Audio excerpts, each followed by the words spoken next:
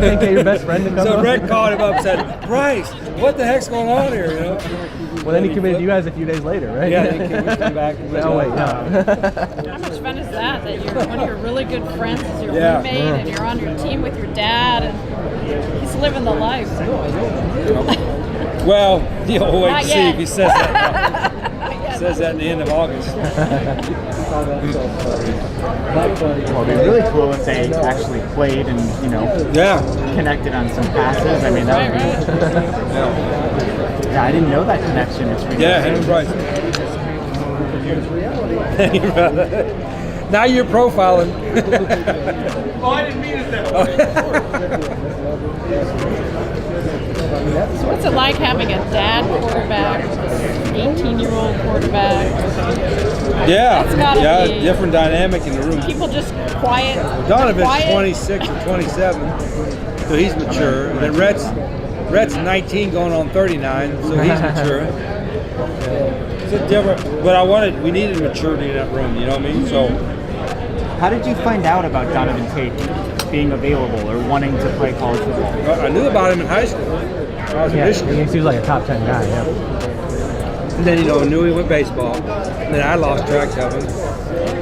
And then a friend of one of my staff members called Mike D'Angelo on staff and said, hey, remember Donovan Tate? And Mike's like, yeah. And then they asked me, yeah, I remember. Well, he's not playing baseball anymore. He'd be a walk-on. Baseball pays his way. Told the whole story. I said, well, see if he can pay his own way to come out to visit. So he paid his own way for an unofficial visit. Sat down, talked to him, remembered him from high school. And he said, hey, I want to do this on my own. I'm committed to doing it. And so he gave me a shot and took it from there. So I think Padres are paying the way. That's pretty cool. You always want to know what players think about new guys coming in, but I don't worry about their reaction. If they don't embrace the competition, they ain't the guys I want. And with Khalil and Brandon, to their credit, they know we just want them to get better. So they have a shot away from it. And Brandon is a better player than probably perception is, but he's got to prove it more often. And Khalil's the same way. There's no reason Khalil Tate should have played last year. He had to because we had nothing else. But he wasn't ready. And now, hopefully, he'll be more ready. I know the competition will give everybody a sense of urgency. So I don't see anything wrong with that. Talk about your running backs because Nick Wilson is back now. You've got J.J. Taylor back now. Yeah, those two, we hopefully keep them healthy because there's two, Pac-12 level quality type of running backs. Zach Green's a solid guy, but JJ and Nick give us two that we know can be 1,000-yard rushers. So no wide receivers needed this year. I hope not. Yeah. Is there anything that you take away from how you ran the offense, ran the ball a ton against ASU in that last game that you can be like, Yeah, really. maybe this is our identity going forward. We're going to be an incredible rushing team. Well, in that game was a little bit of an outlier because I don't know if we had a third down in the second half. So we didn't have to. He said, "Why you didn't throw a single pass?" Well, we never in third down, so we didn't have to. You know what I mean? So, we're getting so many big plays on it, but we didn't do other than huddling up, which was a really trick play for us. We huddled up in that game. Other than that, we ran the same plays as before. We just ran them better, and we ran them that they didn't know what was coming because we didn't huddle. We huddled up, and, brought the plays in. So you got to have a plan to go to the next one. And be aggressive in recruiting, be active in social media. I've got to do a better job of social media. I just don't think I'm that interested, on Twitter. But some of my other guys could do a good job of it. I see you all over the country now. So you're not focused a lot on SoCal anymore? Well, yeah. This is nothing. Southern California is always going to be based. Arizona will be the first place. But I didn't even try Texas. I did because I thought Texas kids won't come. Well, that was a mistake. Again, I did it because my staff hadn't had experience there. When I hired a couple of guys that had experience recruiting Texas and had some ties. Because even though it's over-recruited, there's really good players that love football. I'm always going to go to Florida because there's players that love football and they'll come to Arizona. So whether you're in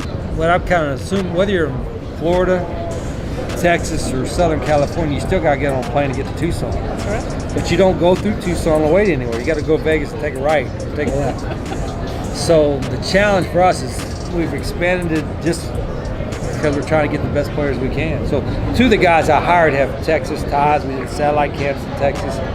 So we'll see how that pans out. How the Polynesian camp? Polynesian camp, we were one of the first ones to have, the co-partner Polynesian camp. We got to have success in the Polynesian players because Arizona, they'll fit in here and they feel comfortable here. So that was a good start. We may double that next year. Big boys. So, Fifth team I put out there. So why create any more drama with y'all when I have I feel to? like you can't win sometimes. No, I don't. It's not fake news. I'm not going that far. I'm not giving you alternative facts. But no, the truth is, I think sometimes, the openness, our players need to have it, and I want you guys to be able to cover it accurately, so it'll work out. how often today have you been asked about being on the hot seat? A couple times.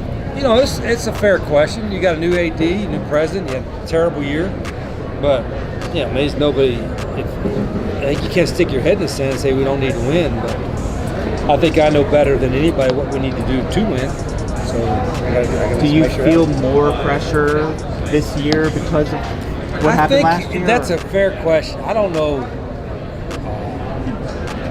I think I've always felt the same. I get pissed off losing a rep in practice. So I don't know if you could feel like more pressure, but is it more bothersome? Sure. I think I've got to do a better job.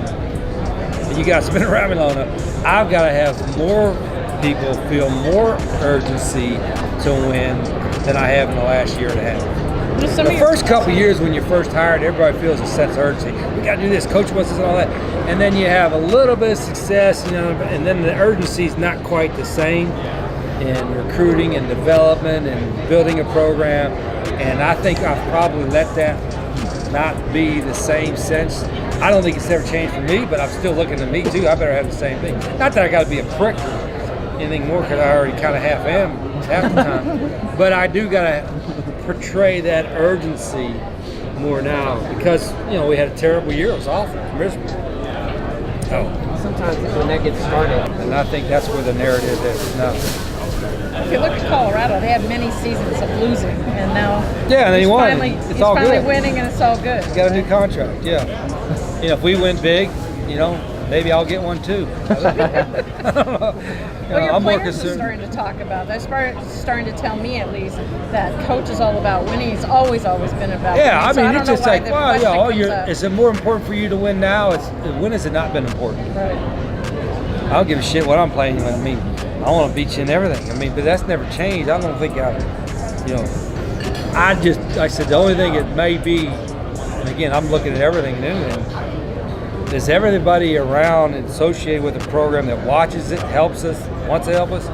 Are you as committed or have the same urgency to win as what I expect out of myself and my players? So that's the Magic Johnson way of going, because that's what he did. He went to every person down to the assistants, and he wanted. Well, it's got. If it don't, I don't know if dedicated. it. And I think it has, but it's got to bother our players. I know it bothers the coaches. It's got to bother our players more when we don't have success. And we've got good kids, and I think it has bothered them.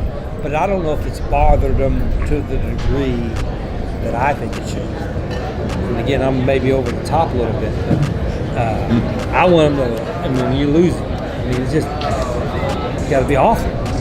And I think that's Arizona's such a great place that sometimes you can be still happy and lose. I can't fathom that. I can't fathom being happy and losing. So the Game of Thrones deal, we're looking forward to that. Are you guys preparing for What is that? Aren't you guys doing a Game of Thrones promo, like for the year? Oh, they did a video. Video thing. I saw that. That was really nice. Our is it what do gonna they be a call surprise? themselves? digital gurus, yeah. Yeah, digital gurus. Yeah. They did that on their own. They were really good. I asked Miss Rita about her latest video. It's like we haven't had time to put that together. I got a new puppy. That's probably what's taking all her what's his name or her- distraction. Rambo. Rambo.